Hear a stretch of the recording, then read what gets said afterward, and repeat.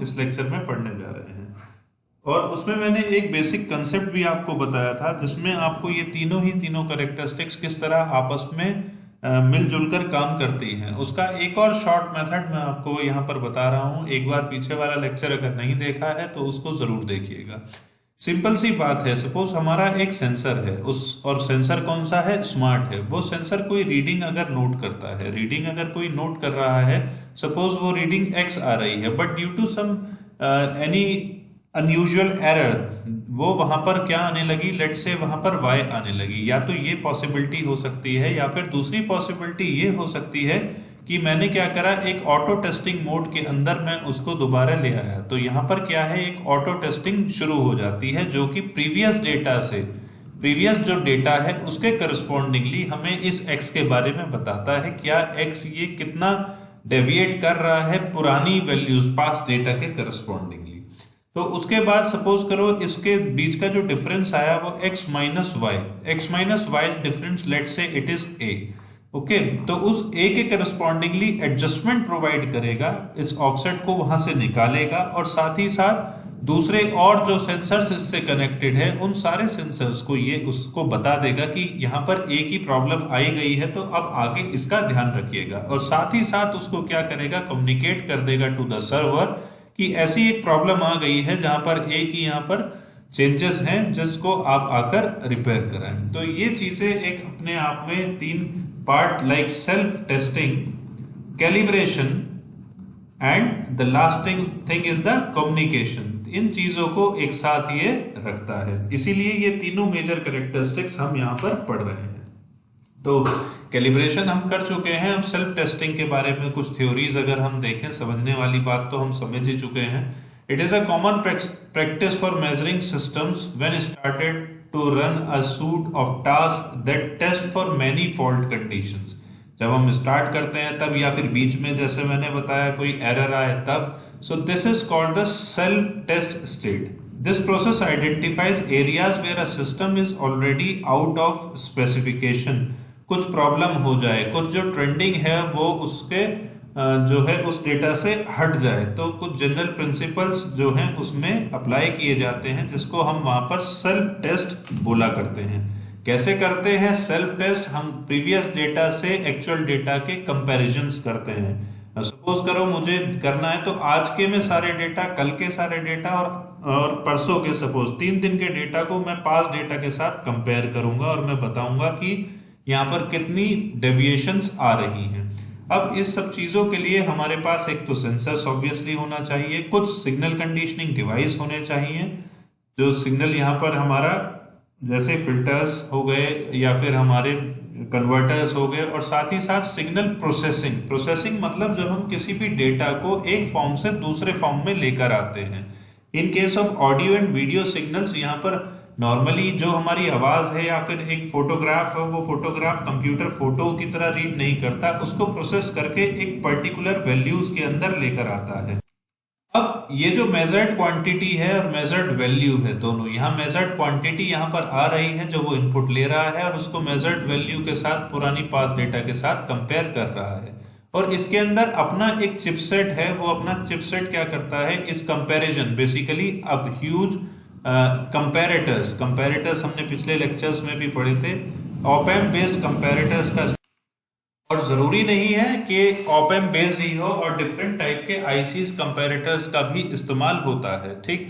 और साथ में उसमें additional knowledge about the sensor behaviour, उस सेंसर के बिहेवियर की भी यहाँ पर डाली जाती है कि उसके अंदर कितना ऑफसेट है, कितनी वो उसकी सेंसिटिविटी, एक्यूरेसी, वो सारा डेटा उसके पास होता है, सो दैट एक प्रॉपर कंपैरिजन वो कर सके। So it is a general structure of self testing unit in a micro processor और इन अ स्मार्ट सेंसर। बेसिकली उसी का ही पार्ट है, क्योंकि उस माइक्रो प्रोसेसर के अंदर ये पार्ट क्या है, हमारा इनबिल्ट है, बाकी तो सब वहां होता ही है, ठीक। इसके बाद द स्टेट ऑफ आर्ट, अगर हम इसको थोड़ी थ्योरी पढ़ ले, the state of art of system can be inspected by comparison of real output to the expected values. वही सारी बातें जो मैं आपको अभी समझा रहा हूं उसको लैंग्वेज फॉर्म में लिखी है। The functioning of this process is possible in a close loop circuit, कि जो जिस तरीके से यहाँ मैंने दिखाया कि एक क्लोज लूप में ये चलता रहेगा कंटिन्यूअसली, इस बात को मॉनिटरिंग चलती रहेगी कि कहां पर एरर हमारा आया है। In a closed loop structure where output is fed back to the signal being measured, the offset is now calculated and adjusted to remove error. Self testing हमारी हो गई। Further potential of built-in self test, ये अपने आप में components होते हैं जो VLSI equipments हैं जो install किए जाते हैं within the microprocessor, is possible in multi-sensor system, making use of more information provided by individual sensors.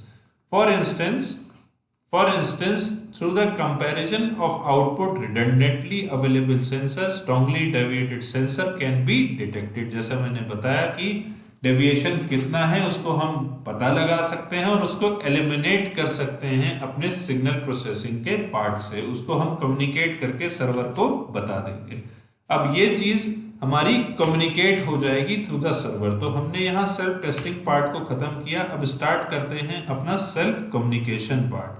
अब यही चीज, सपोज वो डेटा है, एक sensor, sensor 3, sensor 2 and sensor 4, and through the internet और through the data bus they are connected with the server. तो ये data bus के थ्रू क्या है हमारा कनेक्टेड रहता है। और जैसा कि मैंने डेटा सॉकेट में बताया है, DSTP डेटा जो हमारा डेटा है वो डेटा ट्रांसफर प्रोटोकॉल है, वो हमारा DSTP प्रोटोकॉल जो इसी के लिए बनाया गया है, डेटा सॉकेट ट्रांसफर प्रोटोकॉल, उसके थ्रू ये कनेक्टेड रहता है। सो this is a basic structure of a self communication in smart sensors. Normal एक सेंसर जो मल्टीपल इंटरनेट सोर्स के थ्रू कनेक्टेड है। The smart sensor is connected through a processor via data sockets and ports with data bus through the internet in case of the self communication. Hence, by the help of self communication of the sensor, the data from one sensor can be transferred to another sensor where the measurement is done by the help of some other reference measurement. वहां का कुछ अलग measurement है, जैसे मैंने पिछले lecture में बताया था कि अब वो जो डेटा है कम्युनिकेट वो कर देगा एसी वाले सेंसर के पास भी, वहां वो स्विच ऑफ करना है, ऑन करना है, और फर्दर उसको और जगह भी जहां जहां हो सकता है वो कम्युनिकेट उसको करेगा जहां उसकी रिक्वायरमेंट है। और उस रिक्वायरमेंट का एक अलग रेफरेंस वहां पर सेट रहता है जिसके करस्पॉन्डिंगली हमारा डेटा मूवमेंट्स होते हैं या चेंजेस सेंसर के अंदर हो जाते हैं। सो अब अगर उसका जनरल डायग्राम की बात करें, एक general diagram for communicating purpose की बात करें, तो हम वो इस डायग्राम के थ्रू देख सकते हैं। जैसे अब मैंने ये एक डायग्राम बनाया जिसके अंदर डेटा प्रोसेसर होने चाहिए। ये पूरा कंप्राइज करता है तीनों पार्ट को। तो तीनों के लिए आप ये बना सकते हैं, अलग आए तो अलग बनाना होगा क्योंकि एग्जाम्स में अगर ऐसा करेंगे तो प्रॉब्लम होगी। However, एक नॉर्मल एक माइक्रो प्रोसेसर, मेमोरी, डिस्प्ले, इस प्रोसेसर से कनेक्टेड आपका ट्रांसमीटर पार्ट, आपका receiver part, there will be amplifier, there will be actuators, there will be converters and data processor, और primary elements are the sensors and transducers. और ये मेरा एक sensor है जो पूरा एक सेल्फ कम्युनिकेशन, कैलिब्रेशन और टेस्टिंग डिवाइस के साथ कनेक्टेड है, जो हमारा ट्रांसफर करता है पोर्ट्स के थ्रू, डेटा सॉकेट्स के थ्रू इंटरनेट बस, ये हमारा सारा कम्युनिकेशन चलता है।